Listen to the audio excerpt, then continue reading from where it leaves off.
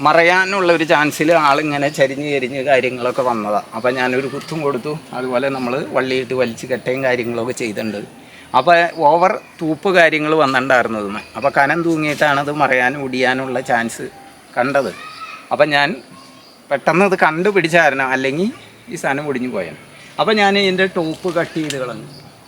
അപ്പോൾ അതിൻ്റെ ഒരു ചെറിയ പ്രോബ്ലം എന്താണെന്ന് വെച്ചാൽ, നമ്മൾ ഈ ചക്കയുള്ള സമയത്ത്, അപ്പോൾ ഇത്രയും ചക്കകൾ ഇതുമ്പോൾ പൊടിഞ്ഞിട്ടുണ്ടായിരുന്നു. ഈ ചക്കയുള്ള സമയത്ത് നമ്മൾ കട്ട് ചെയ്ത് കഴിഞ്ഞാൽ ആ തല കട്ട് ചെയ്തതിൻ്റെ ഒരു ചെറിയ പനിക്കൽ പോലെ നമ്മുടെ പ്ലാവിനും കാര്യങ്ങളും ഒരു ചെറിയ സംഭവം ഉണ്ടാവും. അപ്പോൾ അതുണ്ടാവുമ്പോൾ എന്താണെന്ന് വെച്ചാൽ, നമ്മളുടെ ഈ ചക്കകളും നല്ല സ്ട്രോങ് ആയിട്ട് നല്ല വലിപ്പത്തിലും പെട്ടെന്ന് വളർന്നും കിട്ടാനുള്ള ചാൻസ് കുറവാണ്. പിന്നെ ഇതുമ്മേ പുതിയ ചക്കകൾ നമുക്ക് പൊടിഞ്ഞ് കിട്ടില്ല, ഉണ്ടായി കിട്ടില്ല.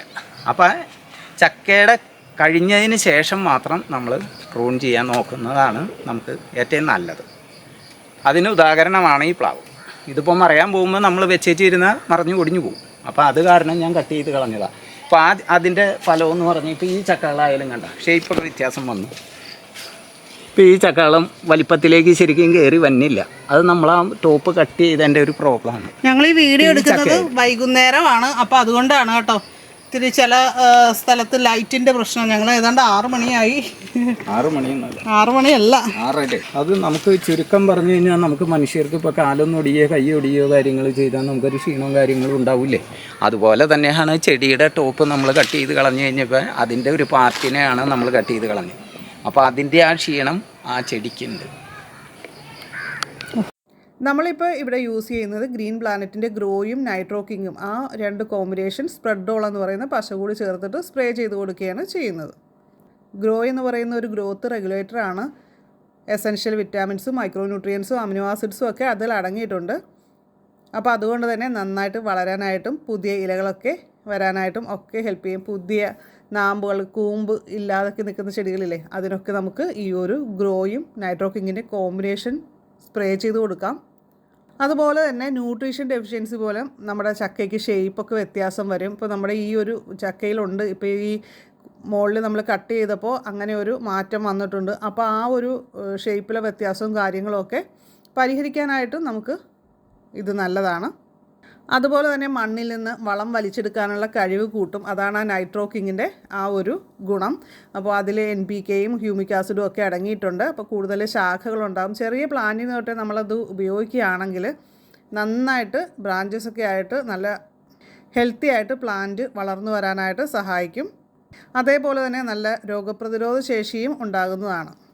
ഇപ്പോൾ ഗ്രോയും നൈട്രോ കിങ്ങും 2 ml വീതം എടുത്തിട്ട് സ്പ്രെഡോൾ 1/2 ml എടുത്തിട്ട് 1 ലിറ്റർ വെള്ളം ചേർത്തിട്ട് മിക്സ് ചെയ്തിട്ടാണ് നമ്മൾ സ്പ്രേ ചെയ്ത് കൊടുക്കേണ്ടത്. അപ്പോൾ ഗ്രോയും നൈട്രോ കിങ്ങും സ്പ്രെഡോളും ആവശ്യമുള്ളവർ നമ്മളെ വീഡിയോയിൽ കാണിക്കുന്ന വാട്സപ്പ് നമ്പറിൽ മെസ്സേജ് അയച്ചാൽ മതി.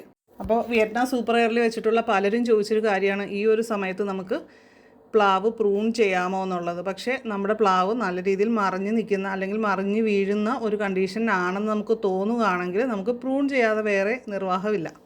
അപ്പോൾ അങ്ങനെയുള്ള കണ്ടീഷനിൽ നമുക്ക് ടോപ്പ് കട്ട് ചെയ്യാവുന്നതാണ്. അപ്പോൾ അതിൻ്റേതായ രീതിയിൽ നമ്മൾ കെയർ കൊടുക്കണം. ഇപ്പോൾ നിറയെ ചക്കയൊക്കെ ഉള്ള പ്ലാവാണെങ്കിൽ നമ്മൾ, അല്ലെങ്കിൽ ചക്ക വിരിയാൻ പോകുന്ന, നമ്മൾ വളരെ പ്രതീക്ഷിച്ച് നിൽക്കുന്ന സ്റ്റേജിലാണെങ്കിൽ ആ ഒരു ചക്ക കഴിഞ്ഞിട്ട് പ്രൂൺ ചെയ്യാവുന്നതാണ്. ശരിക്കും പ്രൂൺ ചെയ്യേണ്ട സമയം എന്ന് പറയുന്നത് മഴയുടെ തുടക്കത്തിലാണ്. ശക്തമായ മഴയുള്ളപ്പോഴും അല്ല കേട്ടോ. അക്കാര്യമാണ് ഒന്ന് ശ്രദ്ധിക്കേണ്ടത്.